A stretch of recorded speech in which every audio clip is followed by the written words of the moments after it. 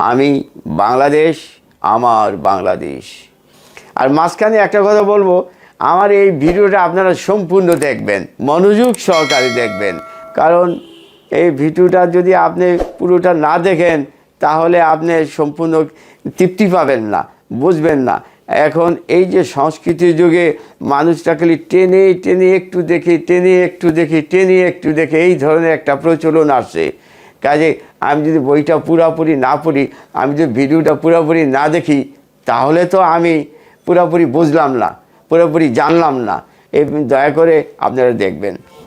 শীত একটা গরিবের কান্না, শীত সুখের একটা হাতছানি। পরিযায়ী পাখিরা বরফে মোড়ানো দেশ থেকে হাজার হাজার মাইল পথ উড়ে উড়ে আমার এই শ্যামল ভূমিতে এসে থাকে। শীত একটা মানুষের যেমন কষ্ট, প্রাণীকুলের এরকম কষ্ট। অনেকে প্রাণী আছে শীতে, তারা কষ্টে মাটির ভিতরে থাকে। এই আমরা মানুষেরা এই যে শীতের সময় ল্যাপ তোষকে ঘুরিয়ে বাতাসের ঘরের ভিতরে থাকি, হিটার জ্বালিয়ে থাকি, গিজার দিয়া গোসল করি।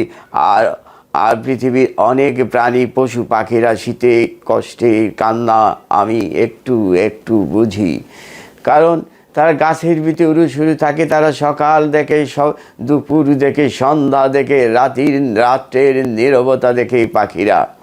শীত আসলে বাংলাদেশের এই কম্বল কারখানাগুলো রাত দিন ঠক ঠক চলে। এই কম্বল আপনার কিছুটা মানবিক মানুষরা এনে তারা রাতে ঘুরে ঘুরে নানান ফুটপাতে যারা অসহায়, কঠিন জীবনে শীতের থরথরে কাঁপে সেখানে জড়িয়ে দেয়। তারাই মানবিক মানুষ, আমি তাদের সালাম জানাই। উত্তরের জেলাতে শীতে ভয়াবহভাবে জেঁকে বসে, তাই শীতের সময় খড়কুটা জ্বালিয়ে তারা শরীরকে সুস্থ রাখে। শীতে আমাদের বাংলাদেশে পৃথিবী একটাই দেশ যেখানে শীতের খড় ঠক ঠকের সময়ে আমরা খেজুরের রস পান করি। এই আবার খেজুরের রস দিয়া আপনি খেজুরের গুড় তৈরি হয়, সেই গুড় দিয়া এদেশের গ্রাম বাংলার যে পিঠা পলি এগুলা আমার মায়েরা তৈরি করে আমরা তৃপ্তি সহকারে খাই। শীতে আমাদের ল্যাপের ভিতরে যে একটা কুরকুরে আনন্দ পায়, এই শীত গেলে আর এই আনন্দটা আসে না। আর যারা ল্যাপ তোষকের ব্যবসা করে তাদের জন্য এটা হলো আনন্দের সময়। আরেকটা জিনিস, এটা আমার এই বাংলাদেশের মানুষের ভিতরে কম্বল ব্যবহার করা, এটা অতি শীতের দেশের জন্য কম্বল ব্যবহার করা উচিত। নইলে এই কম্বলের ডাস্ট থেকে হাঁপানি, নানাবিধ অসুখ হওয়ার সম্ভাবনা থাকে। তাই আমরা যারা এই দেশে শীতের সময় কম্বল ব্যবহার করি, তারা একটু না চিন্তা ভাবনা করে ব্যবহার করি, বেশি বেশি কম্বলগুলো রোদ্রে দেই, সুস্থ রাখি।